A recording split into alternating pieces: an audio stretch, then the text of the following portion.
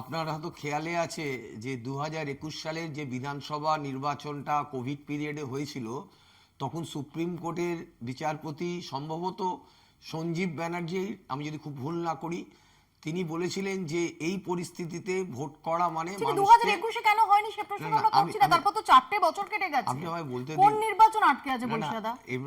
আমি আপনাকে যেটা বলতে চাইছি যে তারপরে পরীক্ষার একটা সেমিস্টার বেসিস পরীক্ষা শুরু হয়। আমরা যখন কলেজে পড়েছি তখন first year, second year, third ইয়ারের একটা পরীক্ষা হতো, তা অনার্স পাস কোর্সের। কিন্তু এখন যেটা হয় সেটা এক একটা সেমিস্টার ওয়াইজ পরীক্ষা হয়। এই পরীক্ষার গঠন পদ্ধতিটা পরিবর্তন তাহলে তো হয়েছে। কোনোদিন তার মানে তাহলে তো নির্বাচন করাই যাবে না। এবার ছাত্র সংসদ নির্বাচন হোক স্বচ্ছভাবে এবং সুষ্ঠুভাবে, এটা আমাদের সবসময় একটা বক্তব্য থাকবে।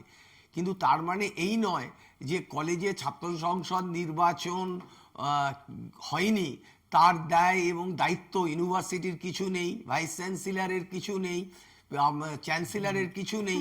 অথচ ইউনিভার্সিটি জড়িয়ে ইউনিভার্সিটি ভিত্তিক যেটা করার কথা, ইউনিভার্সিটি প্রত্যেকটা ইউনিভার্সিটি ভিত্তিক আমাদের ছাত্র সংসদ নির্বাচন হয়। একটা ক্যালকাটা ইউনিভার্সিটি, একটা বর্ধমান ইউনিভার্সিটি, উত্তরবঙ্গ ইউনিভার্সিটি, এই ভিত্তিক যারা নির্বাচন হয় সেই নির্বাচনটা ইউনিভার্সিটির যারা অথরিটি থাকে তারাও এটার মধ্যে একটা অংশগ্রহণ করে।